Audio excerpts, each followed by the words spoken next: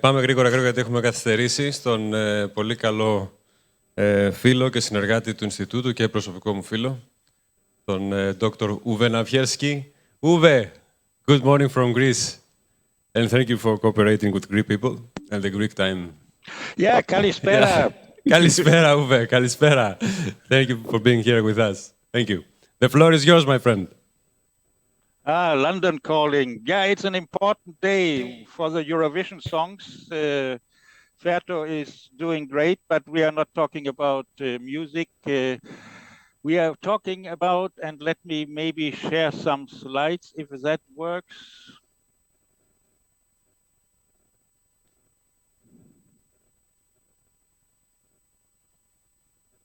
Would you like me to sing something while you're trying to... I know you sing very well. Can you see? Is it sharing? Is it? Can you see the slides? Oh, yeah. Could you switch to presenter's mode, please? Oh, it's good. Thank you. Perfect. Perfect, my friend. Thank you. So let me take you away from theory and let me start a little bit with some kind of art. The topic today is the art of coaching and supervision in practice, seeing what we are part of. And maybe as a statement at the beginning, coaching is not just a technique, it's a relational and perceptual art. And yeah, let me ask you, and for those in the chat, what do you see? Or maybe take the microphone. What do you see? It's an open question to all of you. Is there someone who would like to answer? Adriana wants to answer. Thank you. I can see the inside of a person's mind. Inside of a person's mind. Thank you so much. Some other opinions. What do you see? Any other opinion?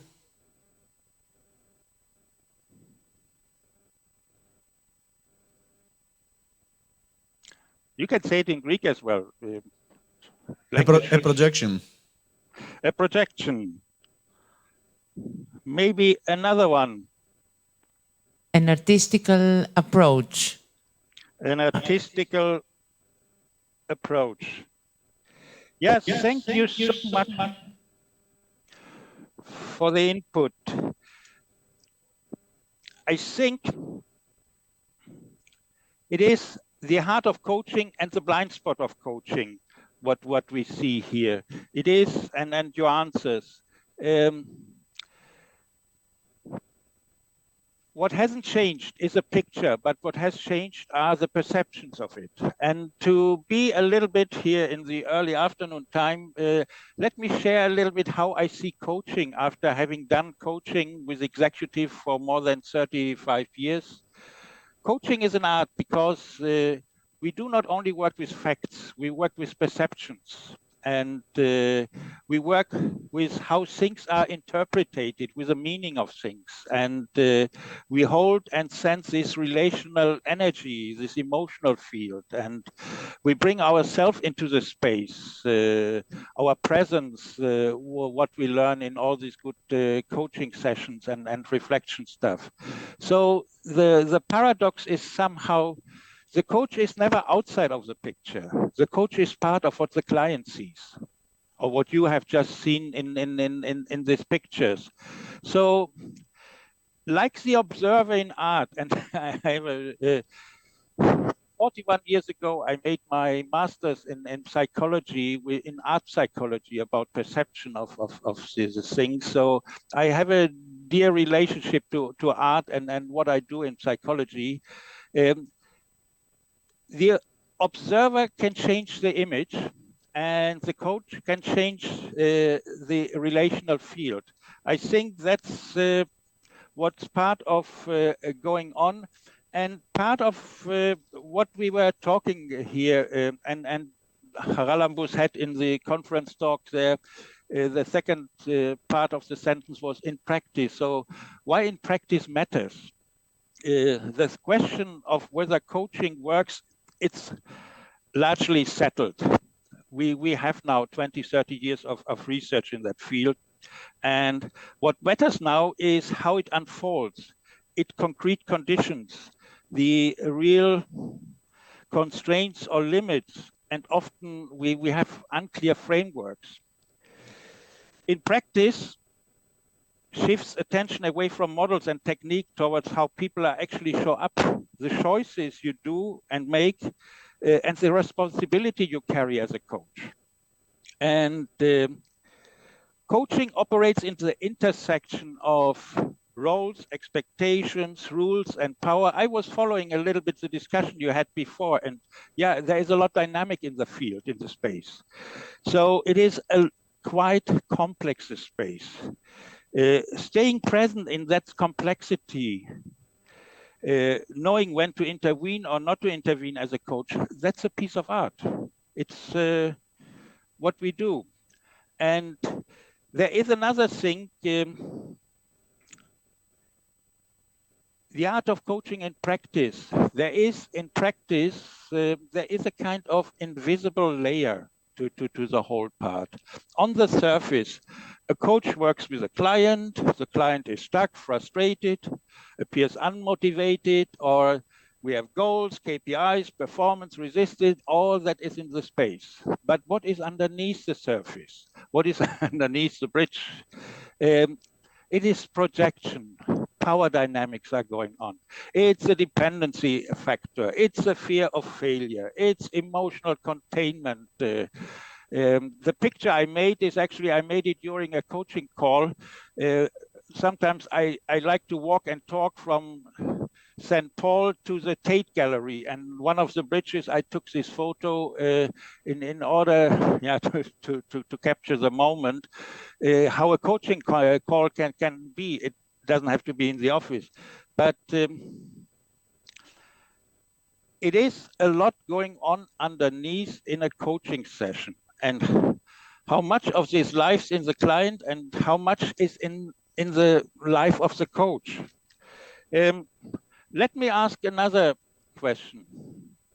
Consider a hypothetical client who holds a leader position. She or he, as a leader, perceives those around her or him as lacking competence, or in other words, feels everyone around them is incompetent. I'm sure I have a lot of coaches here in the room. What do you do as a coach?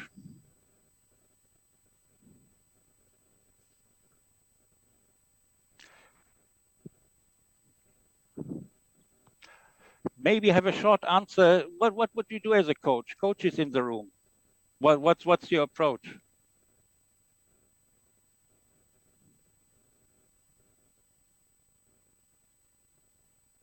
Give me 1 second to ask them.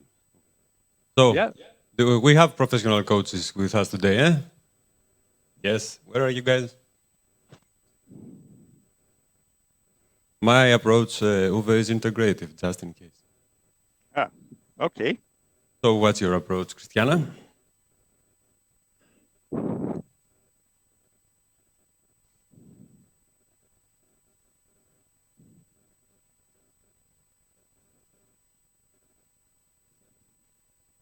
I cannot hear you. Yes. May I see the question again in this?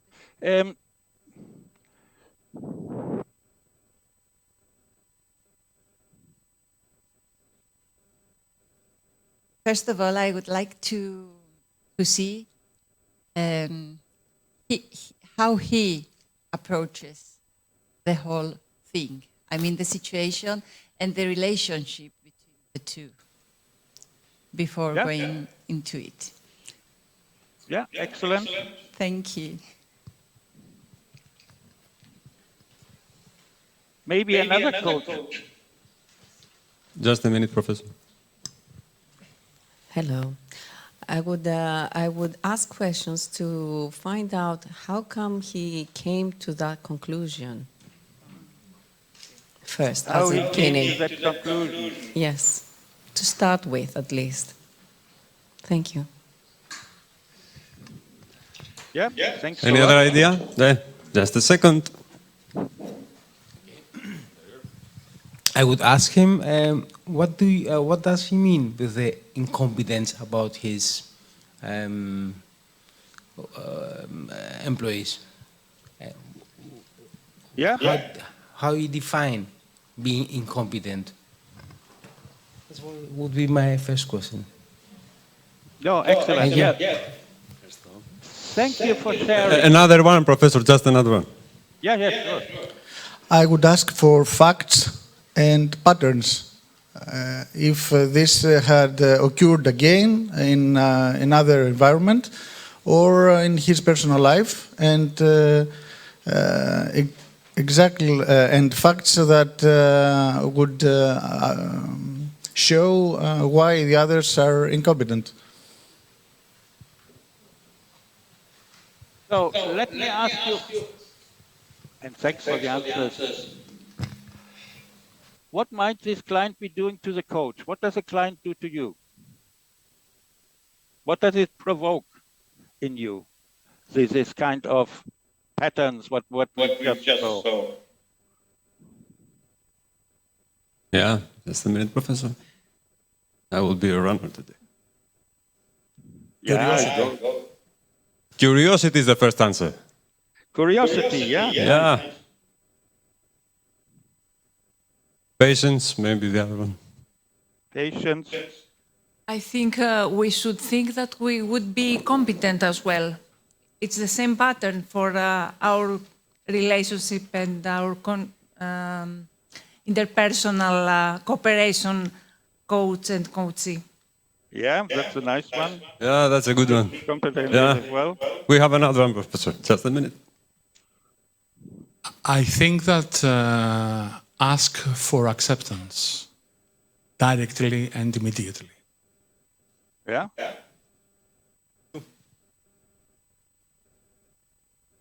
We have another one. Another opinion. I like you walking around, Harlem. Thank you, Professor. Hello. Supervision. Maybe through that he's projecting his own insecurities. And his or her first steps in his or her career and behaviors that he or she accepted in his early career stages. Yeah. Thank you. Yeah, excellent. Another one, the last one, Uwe, one last. Thank you. Yeah. I would set some sort of a small exercise. I would ask the question, suppose you're ill, you have to go to the hospital. What is going to happen to your organization? Is it going to collapse? Will you go, before you go to the hospital, who are you going to delegate your tasks, duties, whatever you have? Would it be one person, two or three? So I would have to fight a lot against my prejudice because I see we have an authoritarian there, but I have to deal with him like that. Thank you. Thank you. Yeah, excellent. Yeah, just a minute. I would ask him or her, when did this start feeling like everybody is incompetent? Yeah, good question. Thank you. Thank you. We are okay. Yes, thank you so much. And what might this client be doing to the coach emotionally? And yeah, there might be irritation, there might be superiority, this power game is going on, or helplessness, acceptance, insecurity, you said. This is actually where this supervision starts. Supervision is not giving advice. Supervision is not fixing. Supervision is seeing the field together with the coachee. What's going on? What does it provoke? You gave some answers here, and I think that's maybe part of what individuals, you as a coach with your own story, see or see not. And the thing with supervision, Supervision is not quality control in itself. Of course, supervision, if you look to ICF, EMCC, HC, and all the other coaching association, yeah, there is a call for doing supervision. But supervision is not about becoming a better technician. It's about becoming a better instrument in that sense. You know, all this good stuff about coaching. We are the instrument when we are coaching. So the coach is a primary tool of the work. In art, the artist studies their own eye. In coaching, supervision studies the coach. So it is all this good reflective practice thing which is going on. This reflective practice, what currently I just finished 1 year run for certified team coaches. And what you do in the last 3-4 months is to do this reflective practice, to go with the coaches or the learning coaches into the field. Yeah, what's really going on? What does it provoke in you? So this good old sentence, as coaches, we expand the awareness. That's what happens in supervision as well. It deepens the judgment, and yeah, it's a big ethical thing as well in terms of control. What are we doing? Is it the right ethics? You know, all these good coaching competencies. It strengthens the coach supervision, but it's not just the process. Let me take you a little bit to some takeaway calls, talks, ideas. Coaching is perception. We work not with facts, we work with meaning, emotions, and it's a relational field. The technique, as longer you do, it becomes actually secondary. It is a lot what's going on in the room, and yeah, what's your experience is with being the instrument, whether you do it for 2 years, 3 years, 5 years, 10 years. You are part of the picture. It is this good old systemic thinking, what we know from 30, 40 years ago from clinical psychology and psychiatry. Yeah, the system is working on. Now there is systemic coaching and so on. So the coach is never a neutral observer. Your presence shapes what the client sees, feels, and is able to do with all our good intervention stuff. There is this invisible layer which is in the room, in the coaching interaction. It's real. There is power, projection, contagion, dependency in the coaching room. Ignoring them on its own doesn't make them appear this invisible layer. So supervision is something like a second mirror. It's not quality control, as I said. It's about fixing. It's a reflective space that helps the coach to see what they are part of. And yeah, there is this complexity in the territory. It is not only about less ideology, I mean frameworks and all the good stuff we have. It is about our responsibility. And the real conversations begins actually where the certainty ends and where real coaching starts. I wanted to give you before your lunchtime a little bit an appetizer, and maybe we can start that we continue the conversation here in the room. And yeah, what do you see now maybe about this topic of supervision? And let me stop sharing. We have a participant, a volunteer. I see a light. I mean, something changing, and it taking different colors until it becomes to something else. Yeah, it's nice. That's the golden light bulb moment. Is it really? I try to express. I don't know. Thank you. Any other? Yeah.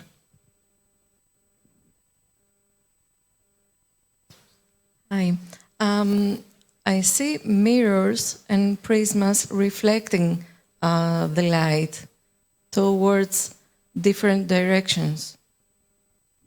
Yeah, nice. Yeah, let's shift a little bit to this invisible layer I was talking about and the role of supervision. And what does this supervision mean for you as coaches or organizations? Do you have, as an organization, for those who work in that field of OD, HR, are there ethical guidelines that coaches, internal coaches who do more than 30 coachings get a kind of supervision to tune the instrument?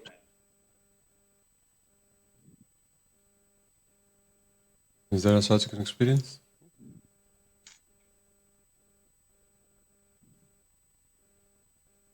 Not a sign of internal coaching today. Say it again. Not a sign of internal coaching today. We have one. Hello. Maybe a supportive tool,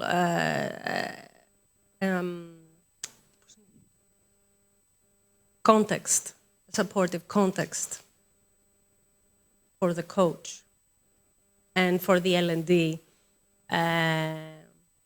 to go on and do his job better.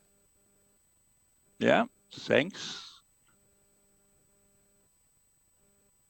And maybe supervision within the organization is a sign that we care about our coaches and our executives and our employees. It's a matter of caring. Oh, yeah. I know from some of my clients, they actually have supervision as part of the coaching process. I just wanted to spark a little bit today and maybe think about what are you doing who are coaches? Do you do supervision in one way or another? Is there a community of practice? You are doing all this reflective stuff to tune the instrument. What I wanted to get across with this little excursion into the field of supervision to maybe make a little bit more appetite to do your own supervision in a regular phase. Yeah, I'm coming. A difficult job today. The word itself has a lot of information. I believe that as a coach, I bring to the organization a supervision. And this image also, for me, has this kind of information, the supervision, what I see that other people cannot see.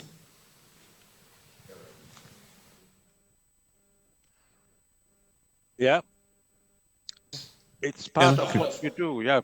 Yeah, another one. Except from the support, sometimes gives you a different perspective of seeing a situation. It helps you see it by other perspective, another way. It's not a guidance. Definitely. It's not a guidance. It's more like lighting the road. Yeah.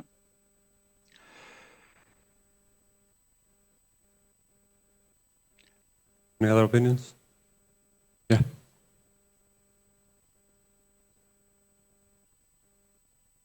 I feel also that it's like your base. When you go back and you feel safe and you express yourself, because when you do coaching, you're like exploded in so many people. So when you do your supervision, it's like when you're going back to your base, you feel safe, you express yourself, you express your curiosity about things that you have felt that you wanted to have reacted in a different way, to change yourself. It's like going back home, going to your base. That's my feeling. Yeah. No, perfect. I like it, yeah. Thank you. We have another opinion. I would see supervision as a very useful feedback that would give us insight and information that we may have not considered while doing our job.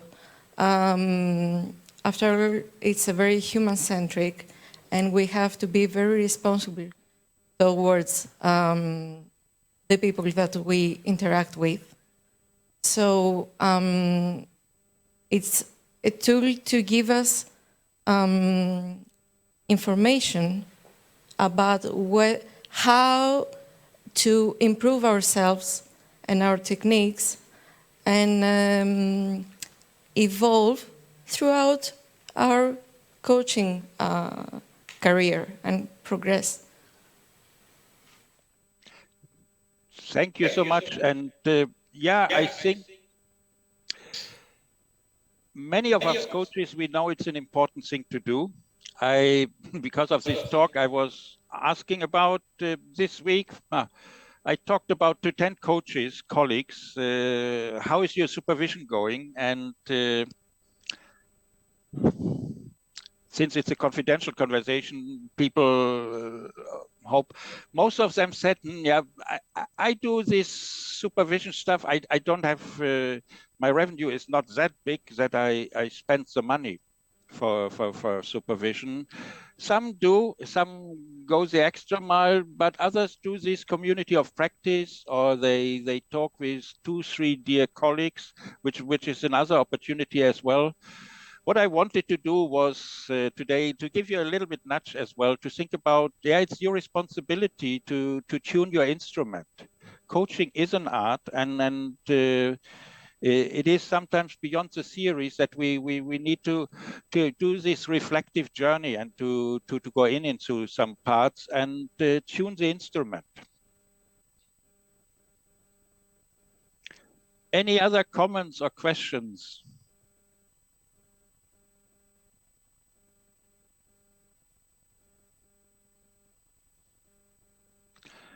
Alambus, you are running around. Yeah, I'm trying to do something. Yeah. No other comments? Any other questions, please? Regarding supervision? Any other question for our dear friend and colleague Uwe? Thank you very much, Uwe, for being with us today. It was really a pleasure. Really nice to see you again. You are great. Bye, my friend. Bye. Bye. Thank you so much. Thank you so much.